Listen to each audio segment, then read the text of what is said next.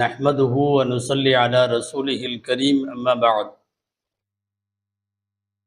أعوذ بالله من الشيطان الرجيم بسم الله الرحمن الرحيم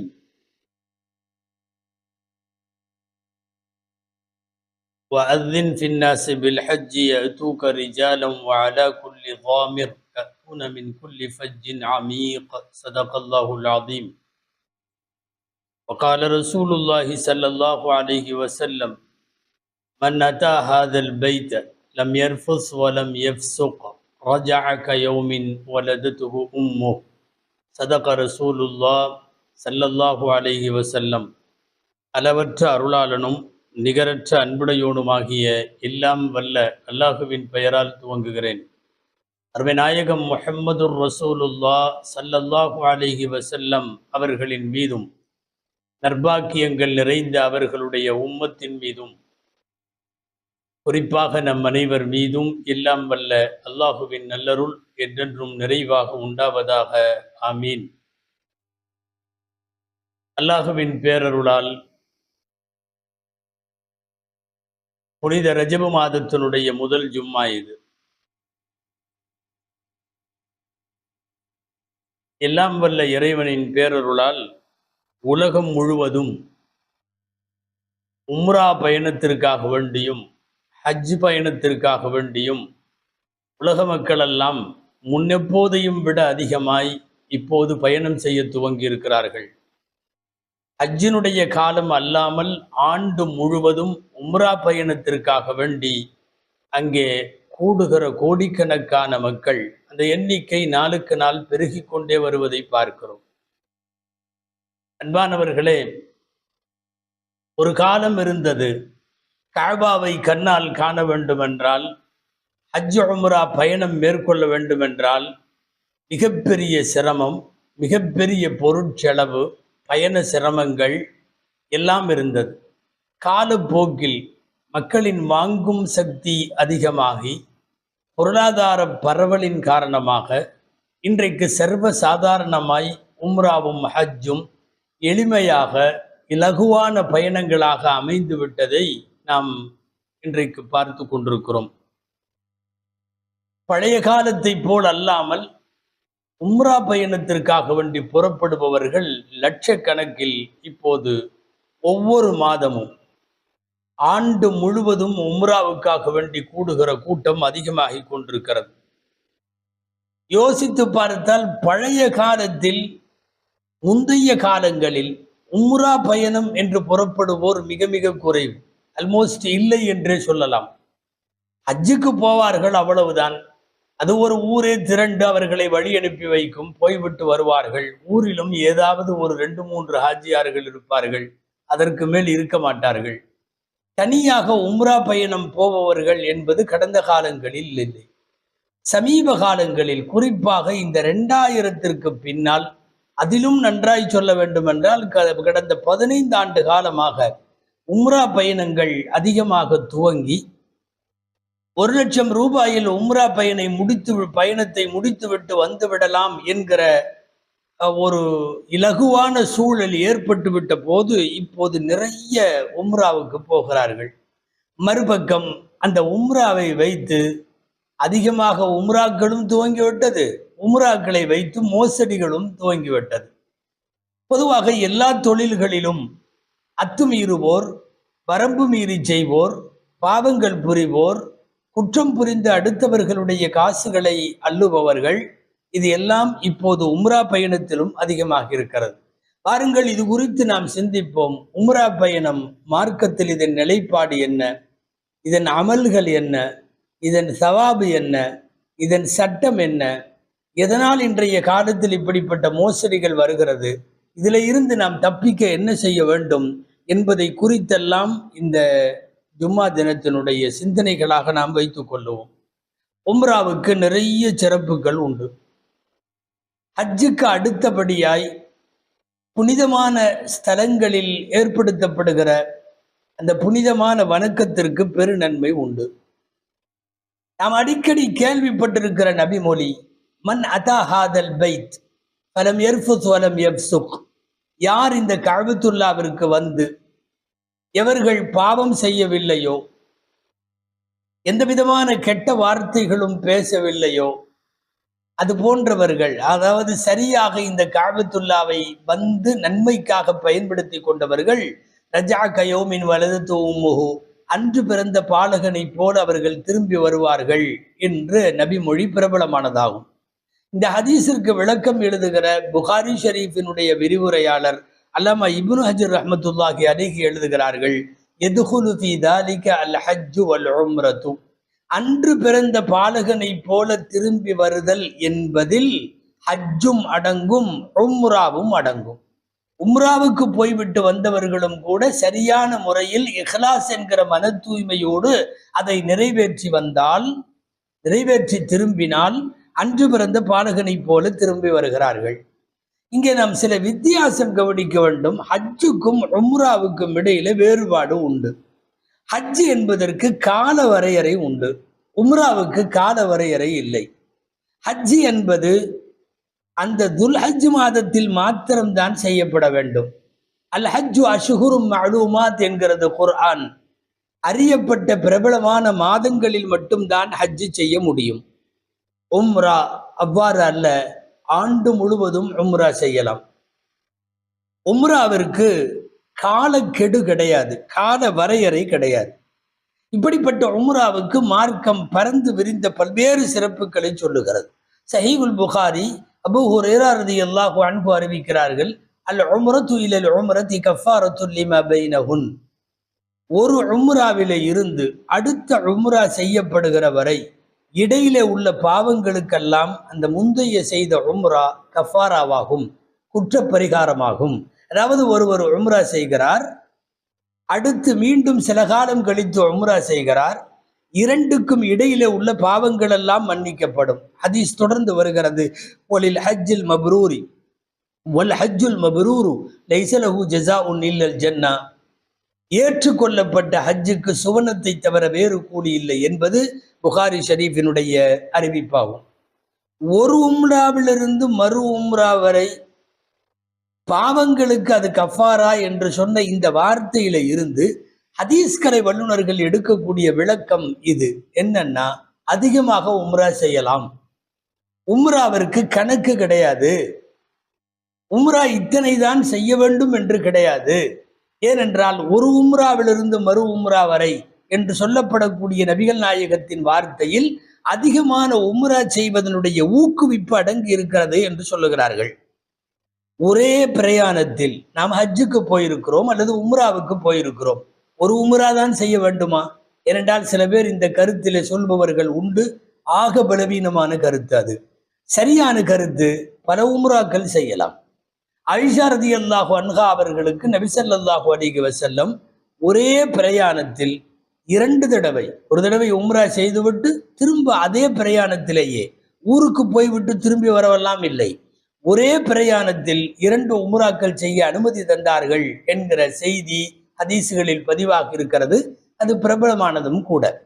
ஒரு சில பேர் ஒரு சஃபர்ல ஒரு உம்ரா தான் செய்யணும் ஒரு பிரயாணத்துல, அதுக்கப்புறம் நீங்க திரும்ப உம்ரா செய்யணும்னா இன்னொரு தடவை ஊருக்கு போயிட்டு ஏராம் கட்டிட்டு எல்லையை கடந்து வர வேண்டும் என்று பேசுபவர்கள் உண்டென்றாலும் இந்த கருத்து பெரும்பான்மையான மார்க்க அறிஞர்கள் அதை ஏற்றுக்கொள்ளவில்லை.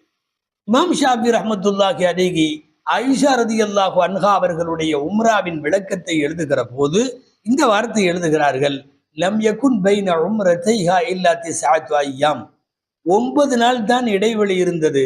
ஒரு உம்ரா செய்து விட்டு மீண்டும் அடுத்த உம்ராவை ஆயிஷா ரலியல்லாஹு தஆலா அன்ஹா செய்தார்கள். மட்டுமல்ல, உம்ராவுக்காக வேண்டி செலவழிக்கப்படக்கூடிய, உம்ராவுக்காக வேண்டி மெனக்கெடக்கூடிய ஒவ்வொரு சிரமத்திற்கும் கூலி உண்டு. ஆயிஷா ரலியல்லாஹு அன்ஹாவை உம்ராவிற்கு அனுப்பி வைத்து துவா செய்கிற போது பெருமானார் ஸல்லல்லாஹு அலைஹி வஸல்லம் இந்த வார்த்தை சொல்லுகிறார்கள், இன்ன லகி மினல் அஜ்ரி கத்ர நஸபகி வ நஃபகதகி, உன்னுடைய சிரமங்களுக்கு ஏற்றாற்போல், நீ செலவழித்த செலவினங்களுக்கு ஏற்றாற்போல் உனக்கு உம்ராவிலே கூலி உண்டு என்று சொன்னார்கள் நபிகள் நாயகம் ஸல்லல்லாஹு அலைஹி வஸல்லம் அவர்கள். அன்பானவர்களே, அல்லாஹுவினுடைய குழு, அல்லாஹுவினுடைய குழுவினர், அல்லாஹுவுடைய விருந்தாளிகள் என்கிற பெயர் ஹாஜிக்கு பொருந்துவது போலவே உம்ராவுக்கும் பொருந்தும். சஹீஹான ஹதீஸ் ஒன்று இந்த வார்த்தையில் வருகிறது, அல் காசி ஃபி சபீலில்லாஹ், இறைபாதையில் போராடக்கூடிய புனித போராளியும், அல் ஹாஜ்ஜு வல் முஅ்தமிரு வஃதுல்லாஹ், ஹஜ்ஜு செய்பவரும் உம்ரா செய்பவரும் அல்லாஹுவினுடைய குழுவினர்கள், அல்லாஹுவுடைய பயணக்குழு, அல்லாஹுவினுடைய விருந்தாளிகள் இவர்கள். இந்த இறைவனின் விருந்தாளிகள் என்கிற பெயரில் ஹாஜிக்கும் பொருந்தும், உம்ரா செய்யக்கூடியவருக்கும் பொருந்தும். பாருங்கள் அன்பானவர்களே, உம்ராவை குறித்த பல விஷயங்களை யோசிக்கிற போது நமக்கு முன்னால் பெருமானார் ஸல்லல்லாஹு அலைஹி வஸல்லம் செய்த உம்ராக்கள் நினைவில் வர வேண்டும். மொத்த வாழ்க்கையில் நபி ஸல்லல்லாஹு அலைஹி வஸல்லம் 4 உம்ரா செய்திருக்கிறார்கள். ஒவ்வொரு வருஷத்திற்கும் ஒரு உம்ரா செய்தார்கள். ஹிஜ்ரி 6 அந்த உம்ராவுக்கு ஹுதைபியாவின் உம்ரா என்று பெயர். ஹிஜ்ரி 7 அடுத்த வருஷம் உம்ரா செய்தார்கள். அந்த உம்ராவுக்கு உம்ரத்துல் கலா என்று பெருமானாரின் வரலாற்றிலே பதிவாகிறது. ஹிஜ்ரி 8 நபி ஸல்லல்லாஹு அலைஹி வஸல்லம் ஹுனைன் போரை முடித்து கொண்டு ஜிஅர்ரானா என்ற இடத்திற்கு வருகிற போது, நாமெல்லாம் இன்றைக்கு படா உம்ரா என்று சொல்லி, பெரிய உம்ரா என்று சொல்லி அந்த ஜிஅர்ரானாவுக்கு போகிறோம் அல்லவா, அங்கே போய் எஹ்ராம் கட்டிவிட்டு வந்து உம்ரா செய்கிறோம் அல்லவா.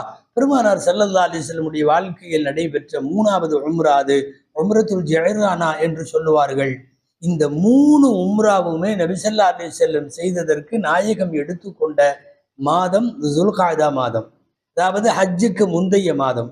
பெருமானார் ஸல்லல்லாஹு அலைஹி வஸல்லம் இந்த 3 உம்ராவையும் செய்து முடித்துவிட்டு 4வது உம்ரா ஹிஜ்ரி 10 அவர்கள் ஹஜ்ஜுக்கு வந்தபோது உம்ரா செய்தார்கள். அது ஹஜ்ஜோடு இணைந்த உம்ரா. ஆக ஹுதைபியாவின் உம்ரா, அப்புறம் உம்ரத்துல் கதா, உம்ரத்துல் ஜிஅர்ரானா, அப்புறம் உம்ரத்துல் விதா, நபி ஸல்லல்லாஹு அலைஹி வஸல்லமுடைய ஹஜ்ஜின் போது உள்ள உம்ரா என்று சொல்லி 4 வகையான உம்ராக்கள், 4 முறைகள் நபி ஸல்லல்லாஹு அலைஹி வஸல்லம் செய்திருக்கிறார்கள். இன்றைக்கு நாமும் உம்ரா செய்கிறோம். ஒரே பிரயாணத்தில் பல உம்ராக்கள் செய்கிறோம். நமது பெயரில் செய்கிறோம், அடுத்தவர்கள் பெயரில் செய்கிறோம். ஏன் அம்வாத்துகள் என்கிற மரணித்தவர்களுக்காக செய்கிறோம். நமக்காக செய்வதும் கூடும். நம்மில் மர்ஹூமானவர்களுக்கு நியத்து செய்து வைத்துக் கொண்டு அவர்களின் நன்மையை நாடி அவர்களின் மறுமை நலன்களுக்காக வேண்டி என்று நியத்து செய்து உம்ரா செய்தாலும் கூடும். உயிரோடு இருப்பவர்களில் மற்றவர்களுக்காக செய்யுதல் என்பதிலே லேசான கருத்து வேறுபாடு இருந்தாலும் மார்க்க அறிஞர்கள் அதையும் அனுமதிக்கிறார்கள். இதுவெல்லாம் உம்ராவில் இன்றைக்கு நாம் செய்து கொண்டிருக்கிற முறைகள். பாருங்கள், இப்போது நடைபெற்று கொண்டிருக்கிற பெருகி வரும் உம்ராக்கள், அதன் செயல்பாடுகளில் இருக்கிற பிளஸ் மைனஸ்கள் எல்லாம் நாம் யோசிக்க வேண்டும். அன்பானவர்களே, பொதுவா உம்ராவுக்கு போற எல்லாத்துக்கும் சில பேருக்கு ஹஜ்ஜு கடமை இல்லை, ஹஜ்ஜுக்கு போகணும்னு ஆசையும் இல்லை, கஅபாவை கண்ணால பார்க்கணும், இதை எப்படியாவது என்ன கூட்டிட்டு போயிருங்க என்று சொல்லி குடும்பத்தாரிடம் நிறுவனங்களிடம் வேண்டிக் கொள்ளக்கூடிய வயதானவர்களை பார்க்கிறோம். ஹஜ்ஜு கடமை இல்லை என்றாலும் 1,00,000 ரூபாய் என்பது இன்றைக்கு அவ்வளவு பெரிய தொகையாக அல்லாமல் சாதாரணமாக முயற்சித்தாலே திரட்டிவிட முடியும் என்கிற நடுத்தர வர்க்க மக்களிடத்திலேயும் கூட அந்த காசு பணம் கையில இருப்புக்கு வருகிற காரணத்தால் எல்லாரும் உம்ரா செய்ய நினைக்கிறார்கள். இங்கே ஒரு தவறும் நடக்கிறது.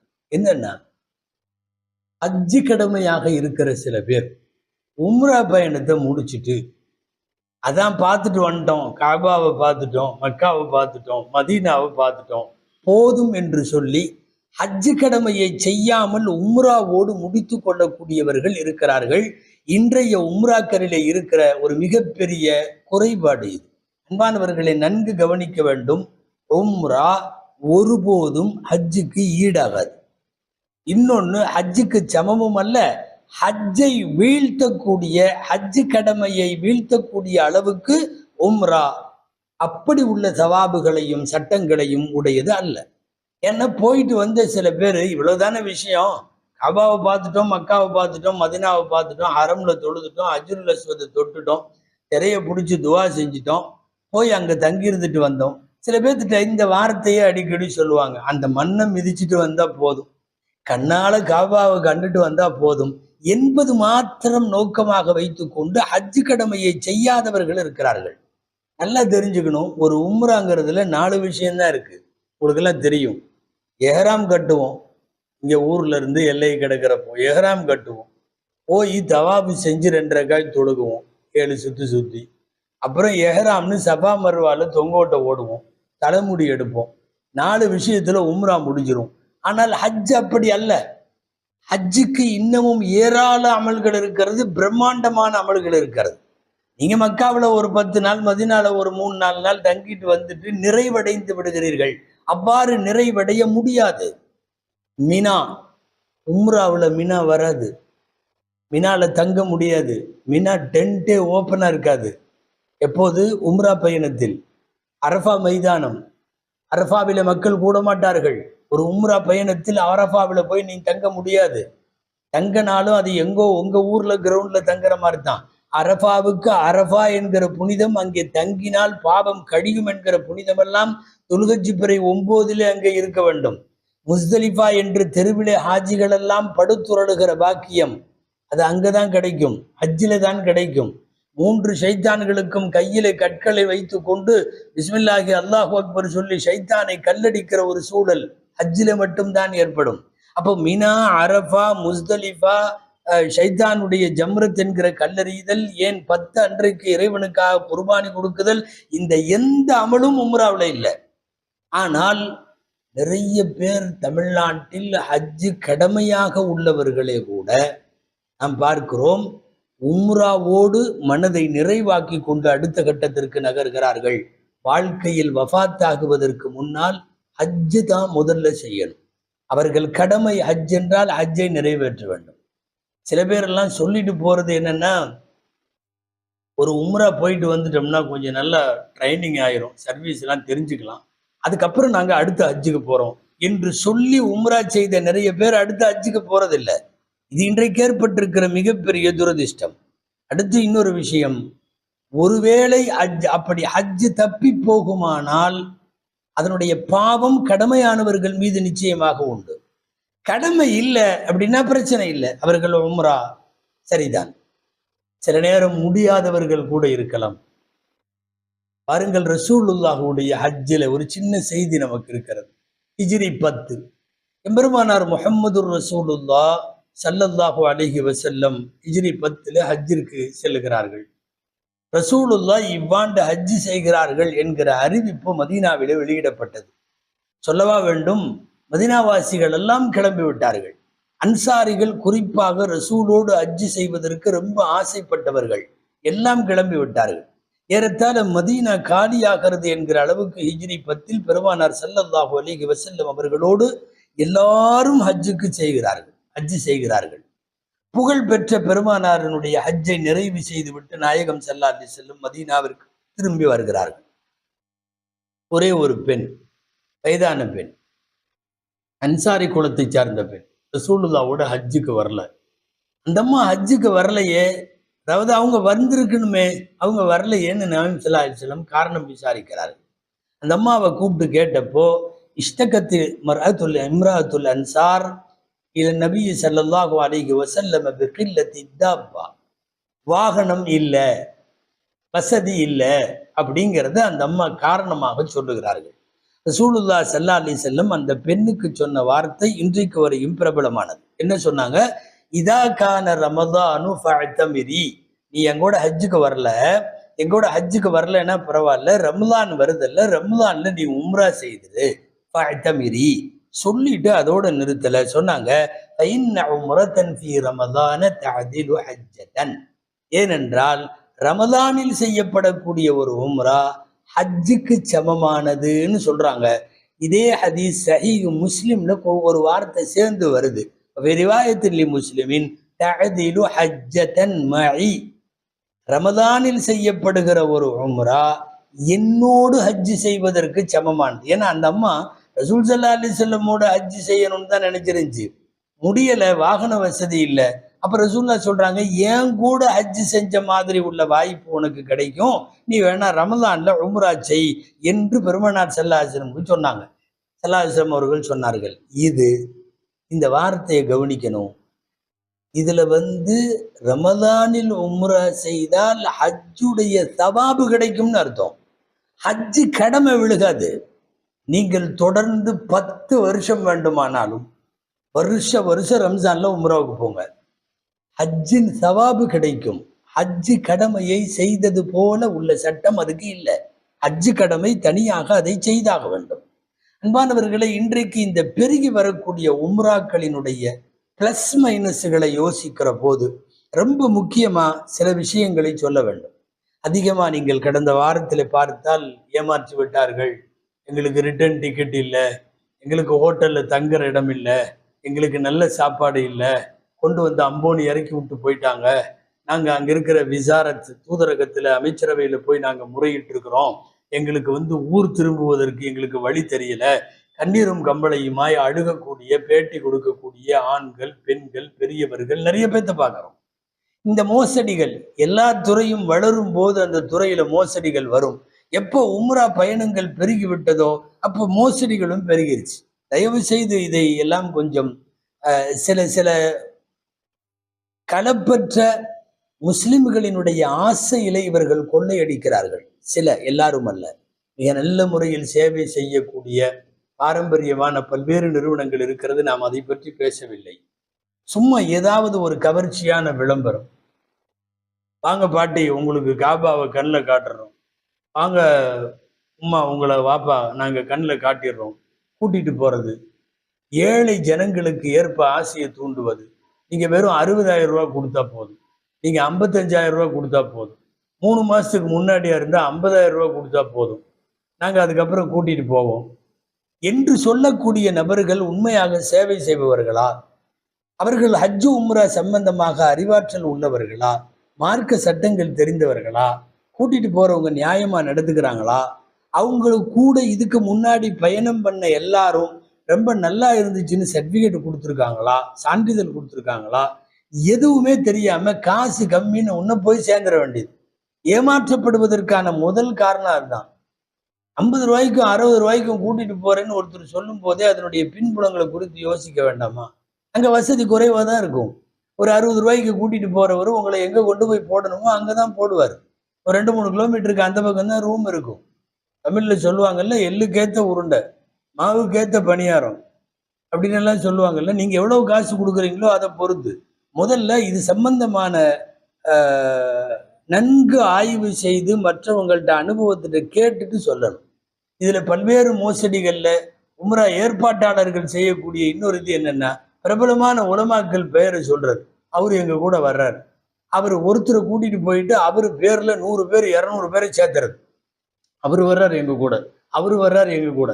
பாவம் அந்த அஜர்த்து ஒரு உம்ரா செய்யறதுக்காக போயிருப்பார். அவர் பேரை சொல்லியே 100-200 பேரை சேர்த்தி கொண்டு போய் எல்லா விதமான சிரமங்களையும் நல்லா தெரிஞ்சுங்க. திரும்ப திரும்ப உம்ரா ஏற்பாட்டாளர்களுக்கு சொல்லுகிறோம், ஹதீஸ்ல வந்திருக்கிற வார்த்தைப்படி இவங்க வஃதுல்லா, அல்லாஹுடைய குழு. இந்த அஜாப் அல்லாஹு அஸ்ஸ வஜல், அவங்க துவா செஞ்சுட்டா அல்லாஹ் கபூல் செஞ்சிருவான். இன்சஅலு அதஹுமுல்லாஹ், என்ன கேட்டாலும் அல்லாஹ் கொடுத்துருவான். எங்களை கொண்டு வந்து இப்படி பாடா படுத்துட்டானே இவன் நல்லா இருப்பானான்னு கேட்டாங்கன்னு வைங்களேன், அது ஹஜ்ஜிலையோ உம்ராவிலையோ காபத்துல்லாலேயோ மக்காவிலேயோ துவா கபூல் ஆகக்கூடிய இடங்கள்ல கேட்டா நீங்கள்ல உங்க சந்ததியே நாசமா போயிடும். நான் பத்வா செய்வதாக நினைக்க வேண்டாம். சில பேர் பொருளாதாரத்தினுடைய பேராசையில இந்த மாதிரி ஆஜிகளுடைய உம்ரா செய்பவர்களுடைய வாழ்க்கையில அவங்க பணங்கள்ல விளையாடுறாங்க. இதெல்லாம் கொஞ்சம் நாம் ஆய்வு செய்துதான் செல்ல வேண்டும். முதல்ல ஒரு விஷயம், ஓரளவு ஹஜ்ஜு உம்ரா சம்பந்தமான இல்மு, மார்க்க ஞானம் அவங்களுக்கு இருக்குதா? ஒண்ணு. நீண்டகால அனுபவம் அவருக்கு இருக்கா? அவர் கூட போயிட்டு வந்தவங்க எல்லாரும் அத்தனை பேரும் அதிருப்தி இல்லாமல் திருப்தியாக ஓரளவு பாராட்டி சொல்லுகிறார்களா? இவர் சேவை மனப்பான்மை உள்ளவரா? இதை எல்லாத்தையும் பார்த்துட்டு தயவு செய்து உம்ராவுக்கு போங்க. நீங்கள் 80,000 கொடுப்பீர்களா 90,000 கொடுப்பீர்களா என்று இல்லை. ஏமாற்றுகிற மோசடி பேர்வர்களிடம் மிக நன்றாக இருக்க வேண்டும்.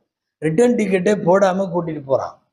இங்கேயே நீங்க அதையெல்லாம் பார்க்கணும். எங்களுடைய விசாவை காட்டு, எங்க ரிட்டர்ன் டிக்கெட்டை எங்கள்கிட்ட கொடு, நாங்க எந்த ஹோட்டல்ல தங்க போறோமோ அந்த ஹோட்டலுடைய நீ பண்ணிருக்கிற அந்த உறுதி டாக்குமெண்ட் என்னங்கிறத எங்களுக்கு கொடு. இதையெல்லாம் கேட்டு வாங்குற கூட தெரியாம அப்பாவித்தனமா காசை கொண்டு போய் கொடுத்துட்டு இன்றைக்கு ஏமாந்து நிற்கிற, அங்க போய் அழுதுட்டு இருக்கிறவங்க. இது ஏற்பாட்டாளர்களை மட்டும் சொல்ல முடியாது. அதாவது பெரிய பாவிகள் அவர்கள், சந்தேகம் இல்லை. இந்த மாதிரி ஹாஜிகளை உம்ரா செய்பவர்களை கஷ்டப்படுத்துபவர்கள். ஆனா அதே சமயம் எந்தவித முன் யோசனை இல்லாமல் கத்திரிக்காய் தக்காளி வாங்குறது கூட நின்று காய்கறி விற்கிற கிளவிட்டு அவ்வளவு பேரம் பேசி சொத்த கத்திரிக்காயும் நல்ல கத்திரிக்காயும் பார்த்து எடுக்கிற நமக்கு ஒரு மிகப்பெரிய இபாதத்தை செய்யக்கூடிய பயணத்தில் இவ்வளவு பெரிய காசு தொகையை கொடுக்கக்கூடிய இடத்துல இதையெல்லாம் முன்பின் யோசிக்க வேண்டாமா? தயவு செய்து இந்த விஷயங்களை எல்லாம் கருத்தில் கொள்ள வேண்டும். கடைசியாய் ஒரு செய்தி, உம்ரா பயணங்களில் இன்றைக்கு நடக்கிற மோசடிகள் என்பதை விட பெருகி வரும் உம்ராக்களிலே கவலைக்குரிய இன்னொரு விஷயம் என்னவென்றால், போக போக சுற்றுலா மாதிரி ஆயிடுச்சு. எல்லாரும் போறாங்க, பையன் பேரன் பேத்தி மாமியா மருமக நாத்தனை எல்லாம் ஃபேமிலியாக போகிறார்கள். ஆர்வமாக இருந்தால் வேண்டாம்னு சொல்லலை, பாராட்டுக்குரியது தான். குழந்தை குட்டியெல்லாம் கூட்டு போகுது. போக போக இது ஒரு பிக்னிக் மாதிரி சுற்றுலா மாதிரி ஆகுது. ஏன் சுற்றுலா என்று சொல்லுகிறோம் தெரியுமா? ஒரு உம்ரா பயணத்தை முடித்து விட்டு வந்ததற்கு பின்னால் ஒரு சின்ன மாற்றமாவது வரணும் அல்ல. முன்னால தொழுகாம இருந்தார், உம்ரா போயிட்டு வந்ததுக்கு அப்புறம் தொழுகிறார். முன்னாடி அவர் தாடி வைக்காம இருந்தார், ஹஜ்ஜு உம்ராவெல்லாம் போயிட்டு வந்த உடனே கொஞ்சம் தாடி வச்சிருக்கார். முதல்ல வேற மாதிரி தவறான தொழில் பண்ணிட்டு இருந்தார், இப்ப அந்த தவறான தொழில் பண்றதில்ல. இப்படி ஏதாவது ஒரு மாற்றம் வந்தால் தானே அந்த உம்ராவும் அர்த்தமாகும், அது ஒப்புக்கொள்ளப்பட்டதாகவும் ஆகும். ஒன்றுமே இல்லாமல் ஊட்டி கொடைக்கானல் காஷ்மீர் என்றெல்லாம் சுற்றுலா செல்லுவது போல இதுவும் ஒரு சுற்றுலாவாக எந்த காலத்திலும் ஆகிவிடக் கூடாது. பயணிகளும் எச்சரிக்கையா இருக்க வேண்டும். அதைவிட மிகப்பெரிய எச்சரிக்கை, உம்ரா செய்வோரை ஏமாற்றி பிழைப்பு நடத்துகிற ஈனத்தனமான அந்த மோசடி பேர்வழிகள். அல்லாஹுவுக்காக தௌபா செய்து அதிலிருந்து விடுபட வேண்டும். அல்லாஹு ஜல்ல ஷானுஹு தஆலா வாழும் காலத்தில் ஹஜ்ஜும் உம்ராவும் மீண்டும் மீண்டும் மன நிறைவுடனும் ஆரோக்கியத்துடனும் பயணத்தின் எல்லா வசதிகளுடனும் நல்ல வழிகாட்டுதல்களுடனும் ஒப்புக்கொள்ளப்பட்ட ஹஜ் உம்ரா செய்ய அல்லாஹ் நம் அனைவருக்கும் தௌஃபீக் செய்வானாக. ஆமீன். வஆகிரு தஅவானா அனில் ஹம்துலில்லாஹி ரப்பில் ஆலமீன். அஸ்ஸலாமு அலைக்கும் வரஹ்மத்துல்லாஹி வபரகாத்துஹு.